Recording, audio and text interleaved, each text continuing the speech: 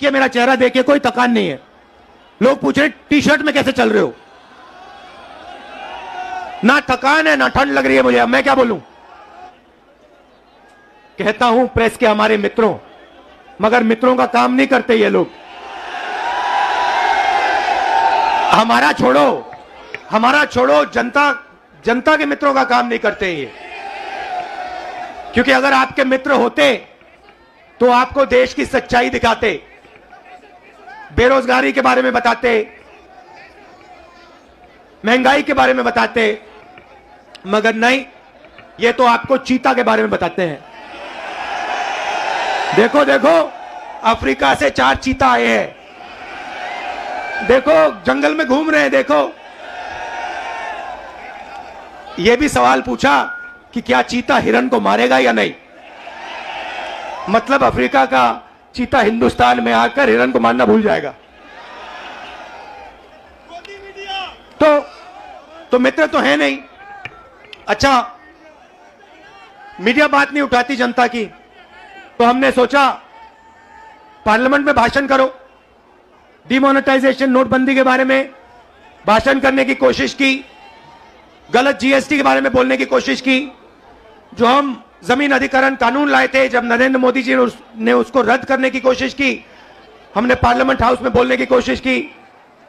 वहां पे mic off कर देते हैं।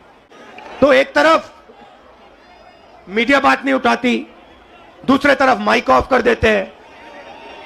तो हमने सोचा चलो जनता के साथ कन्याकुमारी से कश्मीर चलकर जनता से बातचीत करें, जनता की आवाज सुने और जनता के दिल में जो है वो रखें।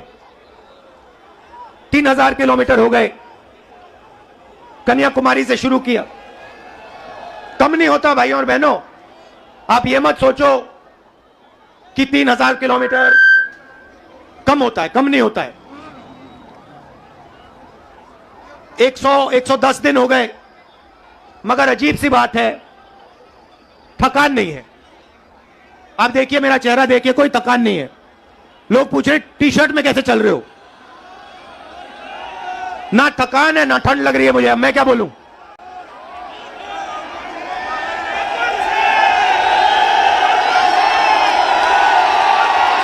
अच्छा, जो प्रेस वाले हैं, एक बात देखो मेरे साथ, एक बात देखो इनके बारे में, देखो एक बात, ठहर जाओ भैया, एक बात देखो प्रेस वालों की। मैं यात्रा में चल रहा हूं, मैं टी शर्ट में हूं, मेरे साथ किसान के गरीब बच्चे चलते हैं, वो फटी शर्ट में होते हैं, उनकी पूरी टी शर्ट भी नहीं होती। मगर इन मीडिया वालों में से एक भी ये नहीं कहता भैया हिंदुस्तान में किसान का बेटा बिना स्वेटर के क्यों घूम रहा है। ये सवाल नहीं पूछेंगे, ये कभी नहीं कहेंगे भैया ये मजदूर है, ये टी शर्ट में क्यों घूम रहा है, ये किसान है, ये स्वेटर बिना जैकेट बिना क्यों घूम रहा है। ये सवाल कभी नहीं पूछेंगे। ये सच्चा सवाल है, मेरे टी शर्ट वाला सच्चा सवाल नहीं है। सच्चा सवाल यह है कि हिंदुस्तान के बच्चे, हिंदुस्तान के किसान, हिंदुस्तान के मजदूर टी शर्ट में सर्दी में क्यों घूम रहे हैं, यह सवाल है। मगर यह कभी नहीं पूछेंगे, क्योंकि भाइयों और बहनों ये आपके नहीं है। ये जैसे घोड़ा होता है ना, घोड़ा देखा आपने, शादी का घोड़ा होता है, उसमें लगाम होती है ना, उसको लगाम को टाइट करो एकदम रुक जाता है, वैसे इनकी लगाम है, लगाम लगी है प्रेस वालों पे। जैसे ये दौड़ने की कोशिश करते हैं, जैसे दौड़ने की कोशिश करते हैं, वो लगाम खींचते बस रुक जाते हैं एकदम। अच्छा, ये मत सोचिए कि ये बोलना नहीं चाहते। मेरे पास आते हैं, कहते राहुल जी हम सच्चाई बोलना चाहते हैं, मगर हमें हमारे मालिक बोलने नहीं देते। मैं कहता हूं भैया डरो मत, बोल दो। कहते हैं नौकरी भी तो करनी है हमें, अगर हमने सच्चाई बोल दी नौकरी से निकाल देंगे, किसी और को डाल देंगे, वो झूठ बोलेगा। तो यात्रा का लक्ष्य जो देश में नफरत और हिंसा फैलाई जा रही है उसको मिटाने का है। भाइयों और बहनों, बीजेपी की पॉलिसी हिंदुस्तान के युवाओं को, किसानों को, मजदूरों को डराने की पॉलिसी है। नोटबंदी, गलत जीएसटी, कोविड के समय जो इन्होंने किया, ये सारी की सारी पॉलिसियां किसान को, मजदूर को डराने के लिए है। क्योंकि ये जानते हैं जब ये डर फैलाते हैं, उस डर को नफरत में बदलना बहुत आसान होता है। ये इनका काम है। जनता को डराओ, किसान को डराओ, मजदूर को डराओ, युवा को डराओ और उसके डर को नफरत में बदल दो। डरो मत।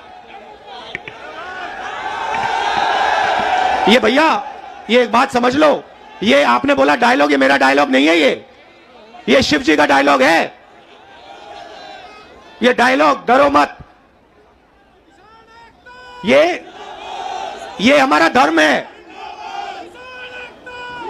अब देखिए, ये करोड़ों रुपए का, लाखों करोड़ों रुपए का, अरबपतियों का कर्जा माफ कर देंगे।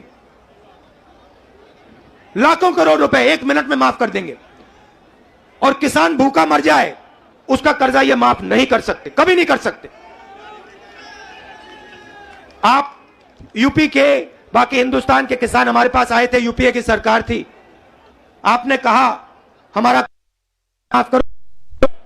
10 दिन में हमने 70,000 करोड़ रुपए, 72,000 करोड़ रुपए माफ कर दिया था। मजदूरों के लिए, गरीबों के लिए मनरेगा, भोजन का अधिकार, किसानों के लिए कर्जा माफ।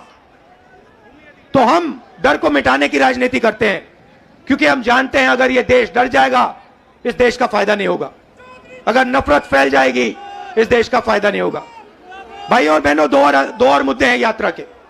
एक है महंगाई, और मैं आपसे पूछना चाहता हूं, प्रधानमंत्री जी आते थे जब यूपीए की सरकार थी, कहते थे गैस सिलेंडर 400 रुपए का हो गया है। 400 रुपए का गैस सिलेंडर हो गया। भाइयों बहनों, आज कितने का है? मगर आज प्रधानमंत्री नहीं आते, आज आकर नहीं कहते कि भैया 1100 का हो गया। अच्छा, एक और सवाल है भैया, ये जो 1100 और 400 रुपए का फर्क है, ये किसके जेब में जा रहा है? ये किसी ना किसी के जेब में तो जा रहा है ना। मतलब ये आसमान में तो नहीं गायब हो रहा।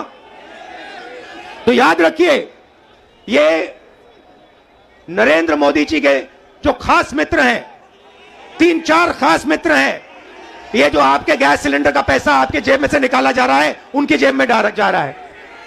अच्छा भाई और बहनों, पेट्रोल का क्या दाम हुआ करता था यूपीए के समय? 60 रुपए। आज क्या है? 100।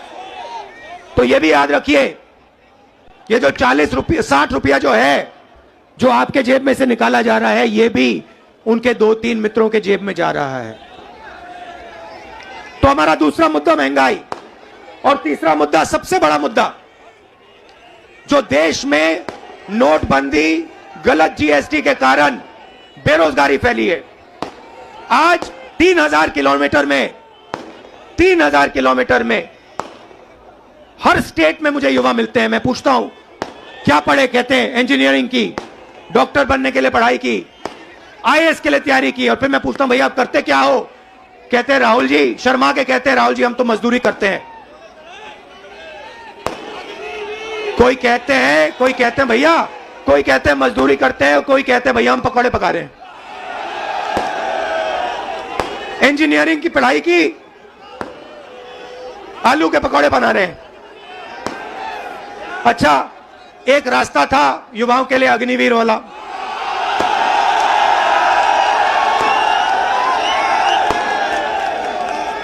उसमें क्या था? सुबह युवा उठते थे, 4 बजे उठते थे, दौड़ते थे।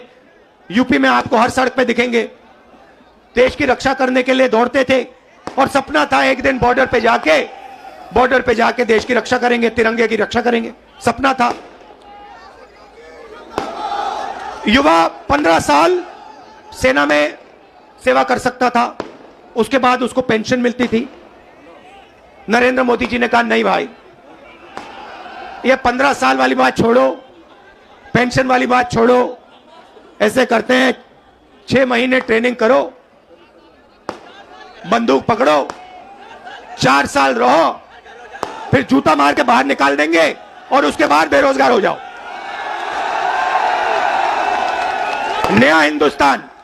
और जब युवाओं ने कहा कि हमें यह अच्छा नहीं लगा, और जब युवा सड़क पे उतरे, नरेंद्र मोदी ने क्या कहा? नरेंद्र मोदी जी ने क्या किया? उन्होंने उनसे कहा कि अगर तुम्हारी फोटो ले ली गई सड़क पे तो तुम्हें सरकारी नौकरी नहीं मिलेगी। तो देखिए, दूसरा रास्ता का रास्ता चेल रेलवे का रास्ता, उसको भी एक के बाद एक बेच रहे हैं। उन्हीं 3-4 लोगों को बेच रहे हैं।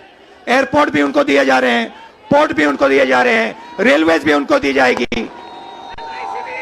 LIC भी उन्हीं के हाथ जाएगी, BHEL, HL सब उनके हाथ जाएगा और हिंदुस्तान के युवा बेरोजगार होंगे। ये है नरेंद्र मोदी हिंदुस्तान। इसके हम खिलाफ हैं और इसलिए हमने ये यात्रा शुरू की है। और हम इसलिए नहीं थके हैं क्योंकि आपने अपनी पूरी शक्ति, अपना पूरा प्यार इस यात्रा को दिया है और लाखों लोग हमारे साथ खड़े हुए हैं, हर जात के लोग, हर धर्म के लोग। तो मैं आपको दिल से धन्यवाद करना चाहता हूं कि आपने इतना प्यार और इतनी शक्ति आपने हमें दी। इसके लिए मैं बहुत आभारी हूं, पूरी जिंदगी याद रखूंगा। बहुत बहुत धन्यवाद। नमस्कार, जय हिंद। खबरों में बने रहने के लिए फोरम 4 को सब्सक्राइब करें और नोटिफिकेशन पाने के लिए बेल आइकन दबाएं।